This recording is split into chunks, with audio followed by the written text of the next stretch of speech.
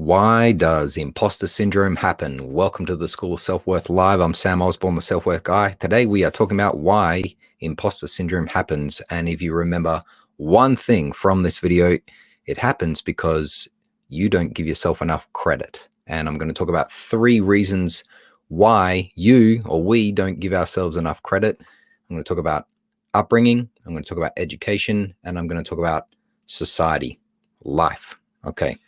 So, reasons why we don't give ourselves enough credit. First of all, upbringing, family.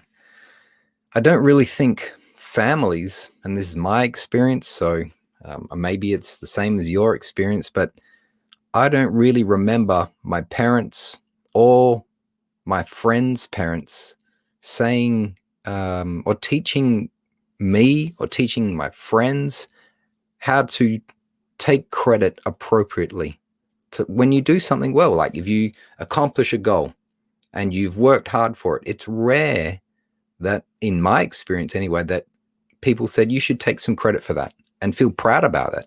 I mean, yes, there's some ideas out there or comments that you might have heard where people say, well, you know, you deserve your achievement. But I don't really feel that family is trained. Parents are not trained. Their parents weren't trained. It's not really something that parents, I believe, are trained to do, and that's teach their children how to take a healthy credit for their accomplishments. So if you're a parent, I really encourage you to sit down with your child at some point and teach them how to take credit for something that they deserve, and just really have a great conversation around that. That would be a great first step to avoid imposter syndrome happening. The second one is education. Now, I've been a school teacher for many years, and I know that public education has been a bit lacking in the department of teaching children and teenagers about self-worth, about how to feel that they deserved their accomplishment through if they were hardworking. And even now, as a teacher, I'm pretty disappointed in the standard of education. And not in my class. I tell you what, I'm teaching my kids about how to achieve and to feel that they have self-worth and that they deserve their accomplishments, so that they don't later on feel imposter syndrome. And perhaps if you think about your own education, can you remember your teachers teaching you how to feel like you deserved something?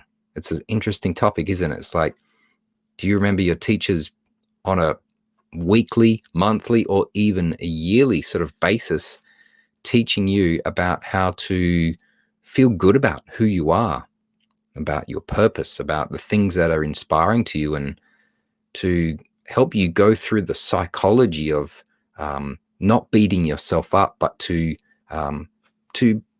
encourage yourself, self-talk. I mean, I know that nowadays there's a little bit more of social emotional learning going on, and that's really great. It's a great step forward. But I feel that it is lacking still, specifically around imposter syndrome and self-worth. So I really want, if you're a teacher, please talk to your students about self-worth, about imposter syndrome. Train them now in ways to feel like they deserved something. And also teach them about, avoiding self-entitlement, which is a massive problem right now. So many young people think they deserve something without working hard for it. And if you are someone who listens to people like Gary Vee, he's got an incredible message. Work hard and humble yourself. I know that Dr. John Demartini says the same thing. Humble yourself, be grateful, work hard, serve others, and you are going to be able to balance out your psychology so that you don't feel like you're cocky and overconfident, but at the same time that you don't feel like you're undeserving of your accomplishments. And the third thing, the reasons why we don't feel we deserve our accomplishments, and as a result feel imposter syndrome, is life, society, especially as an adult. I know that corporate America, corporate Australia, corporate UK, Europe, Britain, Canada, Asia, all of the countries around the world, the 197 of them, I'm not really aware if society teaches people, especially not on primetime TV, especially not on Netflix, especially not on any streamable things that I'm aware of, don't really teach people how to feel like they have deserved their accomplishments. And I think that they should. There should be educational programs. Maybe there's podcasts out there. Maybe there's great YouTube streamers, people that are doing something to help people to feel like they've deserved their accomplishments so that they can avoid imposter syndrome. All right, let's summarize. So why does imposter syndrome happen? Because you don't give yourself enough credit. And that's usually because of family or upbringing, education or lack of it, and also because of adult life and messages in the mainstream media, which are, in my opinion, poor at best. And we need to do something or I'm definitely doing something with these videos. And I hope that you can have a conversation with your friends, your family, your spouse, your loved ones, your students about how to take credit appropriately for the hard work that you do or they do, so that they can avoid feeling like an imposter, so that they can feel like, yeah, I'm a good person and I've deserved something. I think that's a really good conversation to have with people.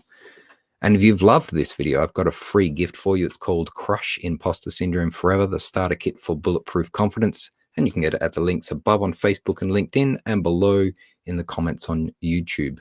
And I invite you to join the School of Self-Worth Facebook group. Come and say hi, request a video with your questions. And if you remember one thing from this video, it's we haven't been taught how to take credit for ourselves, for our hard work. And that's why imposter syndrome happens.